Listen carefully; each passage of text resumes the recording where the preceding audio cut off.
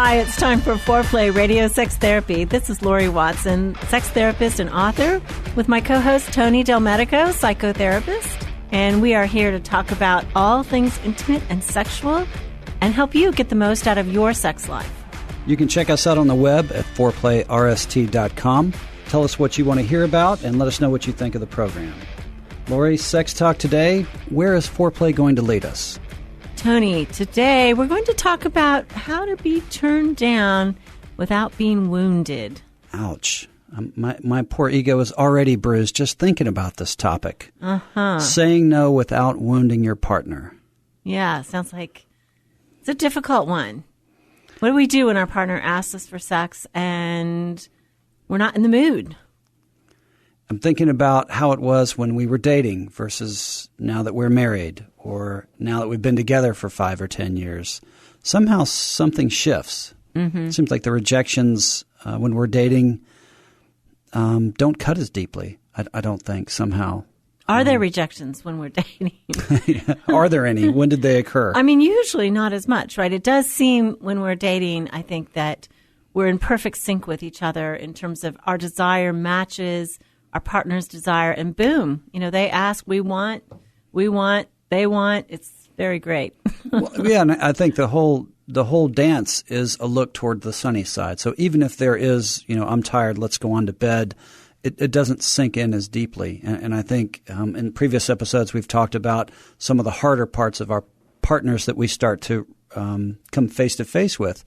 And so when we're rejected, I think it may be part of that shadow stuff again creeping into the relationship. So sure. I mean, the ways that our families maybe didn't meet our needs suddenly crops up as more monstrous in our head. We kind of see through our partner's face back to the ghosts of the past, and we think, oh, here it comes again. Somebody who doesn't care about my needs, who isn't going to meet my needs. I think the other thing about a sexual rejection is there's a fantasy that our partner will be sexual when we are sexual, feel that. And it's kind of the fantasy that we have as children. Our mother will meet our needs without being asked, that she just knows what they are.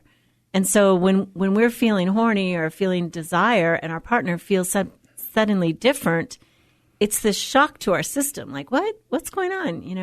And it feels really bad.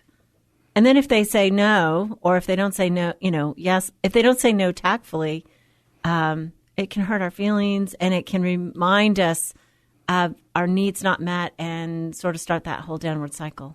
No, I would agree. And I think you're touching on not just with respect to intimacy, but I think in general, the more time you spend with your partner, the more you think you can read the other person's mind, or the more you're thinking they should be able to read yours. And so, the wish. I think the reality is that we learn how different they are. My husband likes to say, one day I went to bed and I woke up with the alien. I mean, just who I was so different than he had imagined. I mean, we really are not the same people. And I think when we're dating, we like to pretend we're the same people, that we're just so alike. And we're so alike in our tastes and our values. And then suddenly we realize, no, this person has a whole separate world. They feel differently. And especially in sex, it can be so different. No, I would agree. And I think we're touching on something here just with the topic, how to say no without wounding. And we've talked in the past about the walls or the defenses that couples put up between themselves.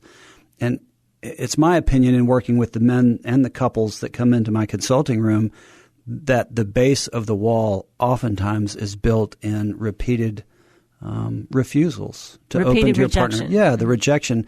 That their partner is rejecting them. Yeah, and I think when you receive that rejection, I mean, you have to do a whole lot of self-talk just to get through the wounding part of it and put it past you to put yourself out there for another ask. And so with each rejection, I think, is another layer of bedrock in that wall. So I think a lot of times when couples come in or individuals are in pain in their relationships, it's typically around a lack of intimacy. And typically at the base of that are these rejections that sometimes have gone on for a decade or more. And I do think that men bear the brunt of rejection because they're the ones more willing often to initiate sex. And I think it's something so important to take note of if you're a female and you don't initiate very much. that initiation is an act of vulnerability, right? I mean, asking for sex and getting the whole ball rolling is really a tough act in terms of giving ourselves and exposing ourselves to our partner. And I think women often think, oh, he just wants it all the time. And so they don't realize what it costs him to ask. And so they don't count their rejections as potentially wounding him. Right. I would agree. And stereotypically, I think that's true. But coming to giving a voice to the men that I work with who come in who have a lower libido than their partners, for example. I have a number of men that come in and say, my partner wants to have sex almost every day, and I'm a once or twice a week kind of guy. And so the amount of wounding that goes on that she's receiving day in and day out is also devastating. So he knows he's turning her down, and he knows what that feels like as well. So it can be fairly devastating both ways. But, historically and stereotypically, I think men are portrayed as being the aggressor. But for those of you listening, regardless, somebody's receiving a rejection, and it's going to be causing a big wound if you're both not able to talk about it and work through it. So, and I do think a woman who gets turned down, oftentimes I say, the world population would end if it were up to women to initiate. Because even if she has solid desire, if she gets turned down once, oftentimes she will never ask again, even if she feels desire. And I think, men get turned down all the time, and they keep asking and asking and asking. And I would say for the low desire male partner who turns down the female, I think that one additional difficulty for a female is culturally and probably hormonally, truthfully, men are initiating more often. And so she's listening to all her girlfriends say, my husband can't keep his hands off me. He's always pawing at me. Everybody at the cocktail party is saying that. No one is saying, my husband doesn't want it. And so what does she, do with that? Usually what she does with that is she thinks, I'm not attractive. That is, and these are, often I see couples, as you do, and these women are attractive. They're in good shape. They can be beautiful women, but for whatever reason, he has lower desire. And so he's the turner downer. But it really hits her psyche, I think, differently than a man being turned down sexually. So we're talking about a rejection being very different from the feminine side versus the masculine. I think there is a difference. Yeah. And I think there is a difference in terms of just the way our bodies run, right? Men have so much more testosterone, like 1,000 times often, literally 1,000 times more than a woman. 1,000 to 300 is kind of the range for a guy. That's nanograms per deciliter for anybody who cares out there. And that's an amount in your blood. And so think about 1,000 as an 18-year-old guy who is just horny all the time. And at 300, these men have very low desire. So they come in and they say, my erections don't work. I think about sex about once a week, but if my wife doesn't, if she hurts my feelings or if, we have a fight, I don't want to do it. Viagra doesn't work very well on my erections. That's at a level of 300. And most women's, their testosterone range is 70 to 2.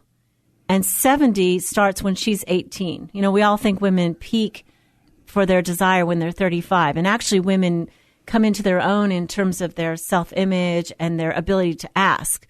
But their hormonal peak is when they're 18. And 70 is, a tiny amount of testosterone down to about half that when she's 40 and infinitesimal when she is menopausal. So her physiological hunger is much less.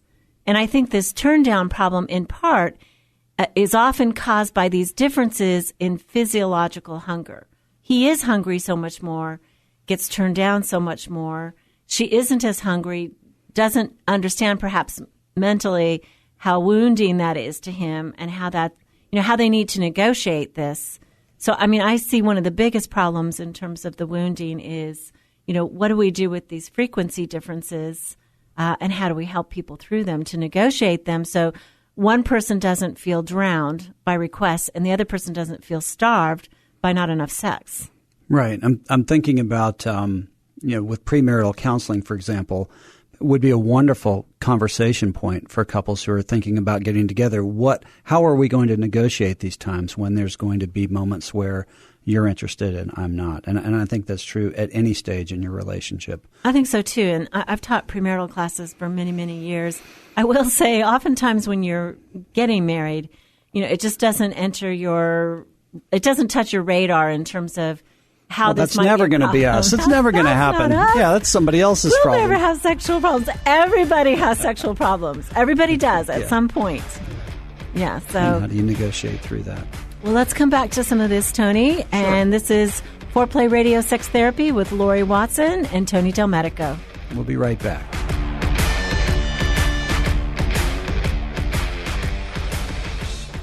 Wanting sex again. How to rediscover desire and heal a sexless marriage by certified sex therapist Lori Watson. Each chapter is designed to fix one of the problems that cause low libido, from early marriage through the childbearing years, even all the way through menopause. I've also had men read it and tell me that for them it was the most hopeful thing they read about resolving sexual problems. Look for Wanting Sex Again on Amazon.com. You can also talk to Lori Watson for therapy in person or via Skype. I offer couples counseling and sex therapy, and I think about both aspects of the relationship, emotional intimacy and sexual technique, and that combination together helps marriages be happy. Improve your sex and improve your relationship with Awakening Center for Couples and Intimacy. Find out more at awakenloveandsex.com and sign up for their next couples retreat weekend, hosted by Lori Watson. awakenloveandsex.com. Awaken what's possible.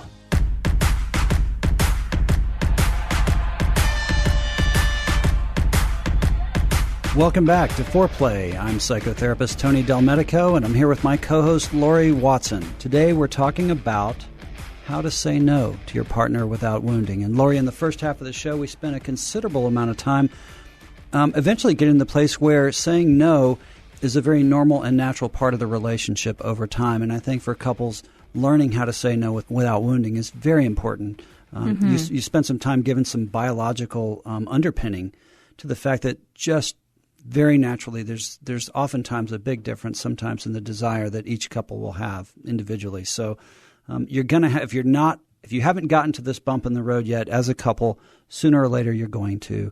And being able to talk about negotiating that water is in a very, very empathic and sensitive way is really important. Yeah, what I like to call it a rain check. So if your partner asks you, for sex and you're not in the mood, basically, just a light, playful way of saying, hey, how about Saturday? And the thing is, if you are offering the rain check, that means you have to remember on Saturday to bring it back up. If you offer the rain check, it is your job, it is your responsibility to remember that you offered that and bring it back up on the day that you said that you would and have sex. Or, if you're deathly ill or something, then you renegotiate. But by and large, the person who offers the rain check is the responsible party to then reinitiate sex again. And I think this is, this would really help a lot of couples who are frustrated, because sometimes maybe somebody says, and it's genuine, they're not in the mood, they're too tired, they're too whatever. And they say, no, I really can't tonight. And then they say, how about the weekend? And then they forget. And the partner begins to feel like this is just a brush off. This is just something that you're saying to me, to put me off because you don't want to, and you don't want sex anytime. And so, it just adds to this frustration. And I think that is when oftentimes the person who has been rejected starts to pout or do some of the activities that don't add to a good cycle anyway. Although I think we can have pouters out there any day of the week, just because they want their needs met. And they feel entitled on some level for those needs to be met, and they're having trouble seeing that their partner is in a different energy space. And so the no might feel wounding anyway, even if you give the best rain check in the world. Right, I would agree. And oftentimes that is the first sign between a couple where space immediately gets created. The person who's rejected sometimes will get up and go in the other room. They may go downstairs and watch TV for the rest of the night. They may just sleep on the couch.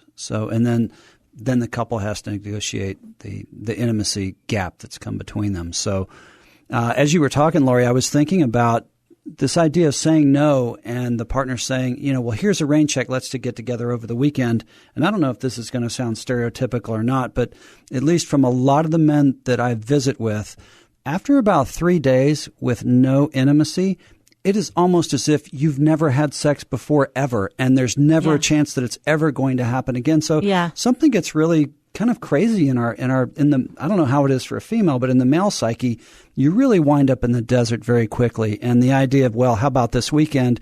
You might as well say, how about 2017? If it's Monday. Yeah, right. I mean, if it's Thursday, seems like okay, forever. that's tomorrow. Yeah, but exactly. If it's Monday, it's forever. Or how about Friday night at 9:30 after the kids are asleep? Right. Just give me something, put a pot of gold under the rainbow instead of saying, well, maybe a rainbow will come and maybe there'll be some gold there, maybe not. But I know. Trust me, I'm good for it. And Tony, I think what you're saying is so important. There is something about this window of 3 days that seems to be like a male window in terms of, they're starving. And if a meal isn't coming in 3 days, they get a little frantic and a little crazy.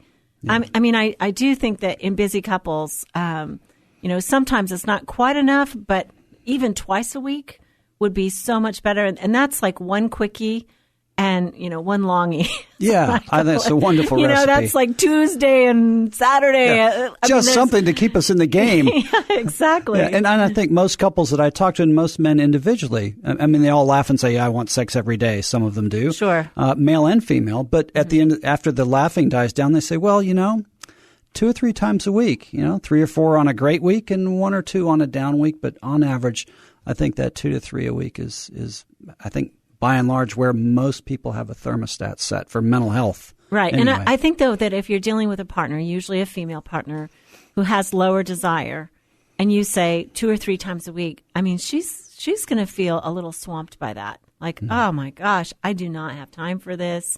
That feels like I'm going to have to work up too much energy, because frequently a sexual pursuer becomes very sensitized to rejection and often has a very high sort of level of what their expectation is going to happen. So if you're a sexual pursuer, in part, and you need sex more frequently, maybe you got to settle for less intense times in between. I think quickies are wonderful, especially if the woman uses a vibrator. That way she can kind of electronically catch up with his natural hormonal, ability to have, quick arousal and quick orgasm. Or maybe she doesn't want that. And I think if you are a sexual pursuer and your wife perhaps says, I'm glad to make love to you tonight, honey. It's great, but I'm not hungry. You have to believe that. You have to accept the gift of love. Love is a great motivator for sex. Many times men particularly tell me, but I want her to want it. It's like, okay, but she's not a male. She doesn't have as much testosterone. She probably does want it. She just doesn't want it as frequently. And so can you accept her gift of love that says, really, it's not my night, but, I'm glad to wrap my arms and legs around you and, feel good with you, because she often feels that as intimacy and closeness, but it's not her night to necessarily do the focus that she needs to do to reach orgasm. I see what you're saying. And we've talked in other shows about this pursuer distancer model. And I was wondering, in thinking about the men I've worked with over time, I'm not sure any man who's come in who's been having sex 3 times a week has demanded more. Yeah, I don't ever it's like have scratching men our come bellies. in We tend to be fairly happy after a little while. I don't ever have men come in that have had sex 3 times a week. Right, but the ones that aren't having any sex begin this really hot pursuit. Sure. So I'm really curious to know what comes first, the chicken or the egg here. So if she withdraws or if he starts too much. Or once it's off her. the table, then he starts to get into a frantic pace and starts pursuing all of a sudden. I want more sex. I want more sex. And in reality, if he's getting it 3 times a week, he's a happy camper by and large. And then there are weeks there are 1 or 2 times. He knows there's a nice pattern here of trust and gift and regifting. I think when it is a good pattern, there is a relaxation. Maybe he says, I want it every day. But when he realizes that, they have found their way through and there's a frequency that is decent, he starts to relax. And I would say couples often come in saying that same thing. She's the chicken or he's the egg. And they want to figure out who started it. And Lori, we're paying you to tell us, is it him or is it me? Ching, ching. You know, Right. you go ahead and spend 3 sessions on that one. Yeah. You know, but it's like, to me, I would say the issue is, how do we resolve this? How do we accept that we are different creatures sexually? And it's disappointing. I mean, the two big things in marriage that we deal with are disappointments about often our disagreements and our differences. You know, we are disappointed that our partner feels differently, wants things differently than we do, and is different than we imagine them. So, I mean, and maybe that changes. right? Yeah. I mean, the chicken or the egg thing in terms of sexual frequency. First of all, I mean, somebody asked me once, well, doesn't it come down to that I'm going to have a sex a lot more often than I really want to, and he's going to get sex a lot less than he does? And I said, technically, yes, it comes down to that. But the heart of the matter that really resolves it is a deeper empathic understanding. There's a meta layer between couples that if we can get them to that place, they can resolve that problem for eternity. Because, you know, if you really understand how deeply your partner feels sexuality as love, you know, that they need that frantic thing that you talked about in men, it's not just, I don't believe it's just about scratching the itch. I also believe it's about belonging, right? Feeling connected to their partner. It's like it bathes them, if you will, in a way that allows them to be more vulnerable and open in the relationship. And for women, oftentimes, not all the time, and we work with the other case as well, but oftentimes she needs to be bathed essentially first in emotional connection before she wants to open up sexually. And there's always this, you go first. You give me what I need so that I can give you what you need. You know, give me heat, I'll give you wood. And that doesn't work. I always say, do the thing that your partner needs first. And I promise you, in reasonable couples, in 6 months, it will resolve completely. Wonderful. So if you understand that meta level, like, why do they need this? What does it say to them when they get sex from me? Yeah. Lori, I think we've spent the bulk of our segment today talking about how couples can say no without wounding the other and having those conversations after the fact. The idea about a rain check is fabulous. I think it reframes it. So it's not even no, not tonight, but giving them an option. How about Friday night at 8:30 and making good on that is what you're saying. Absolutely. I think I want to spend a few minutes talking about what you do in the moment. So in the heat of the moment, when either partner is really aroused and really vulnerable and putting themselves out there and they're shut down, what do you do as a couple with that aroused partner? Right. So do you have some thoughts around that for couples?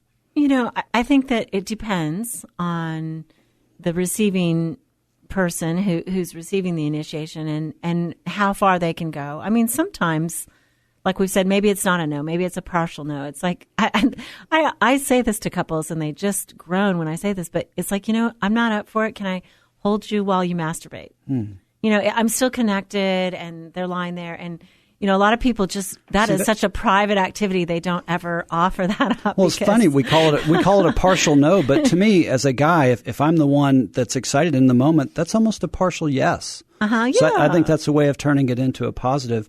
And a way of a couple really being close while the male pleasures himself or the female. Sure. And the partner can learn and watch. And oftentimes that can be a jump starter for the partner as well, who is saying, well, I'm not really interested. And he or she all of a sudden finds themselves really excited by that. Right. I mean, I think sometimes the quickie is, a no and a yes. It's like, yes, as long as the person who's providing the quickie, obviously the woman, who says, yes, and her heart means I can be with you, then it's a true yes. If it's like, okay, I'm just going to be the starfish and lay here, don't ever offer that. I mean, that is just so soul robbing and soul killing. I think that is not a yes. So if you're going to say no and mean it, and then deal with the hurt feelings about it, or offer up the opportunity of if you'd like to touch yourself, I'll be right here with you and be close, and we can hold some space together under that situation. I think that can be actually very healing. You are a psychotherapist. Hold some space together. What do you mean by that? Well, you're not leaving. You're not rolling over and saying you deal with your erection or you deal with your aroused pelvis. You're saying, I get that you're attracted or turned on for whatever reason, whether it's just you haven't had it in a few days or you're really attracted to me right now. I'm going to honor that. I'm going to stay right here in the game with you and go ahead and masturbate. Mm-hmm. And the couples that have the courage to try that typically find that really redemptive and really healing in their relationship. They actually wind up not feeling rejected 9 times out of 10. And the couples will check in the next morning and say, what was that like for you? I'm sorry I couldn't get myself in the mood. I appreciate you working through this. And the man's got his relief or she's got her relief. And, the couple stays to it. And there is no wounding in that, I don't think. The no is okay. It's tolerable. It's a partial yes for the couple. So I like it. Yeah, it's a wonderful solution. Yeah, or maybe I would say, offer oral sex or something that maybe isn't as involving, or, maybe you touching your partner, but it's not necessarily your night, but you can still give them pleasure. I mean, oftentimes it's actually harder for me to get the men who have low desire to go ahead and give to the female partner who has higher desire, pleasure that night. He's not into it. And it's like, okay, that doesn't mean anything. I mean, she is. You can still give her an orgasm. Why don't you try that? I think it is, often harder for him because it's going to take him longer, but he doesn't necessarily have to feel sexual to give her sexual pleasure. Right. Yeah. Wonderful. Well, today we've been talking about saying no without wounding your partner. We've got some great ideas from Lori Watson, sex therapist and author. I'm Tony Del Medico, psychotherapist. Lori, before we end, let's give our listeners a couple of tips on how to say no. Okay, just the tip.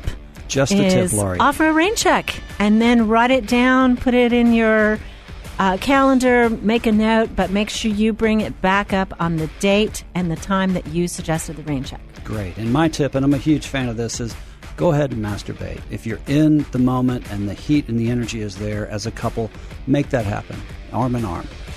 Thanks for joining us. We'll see you next time for some more Foreplay. Hey, help us stay on top here at Foreplay. We'd love it if you would subscribe and share it with your friends. And please take 1 sec and rate and review us. Thanks so much.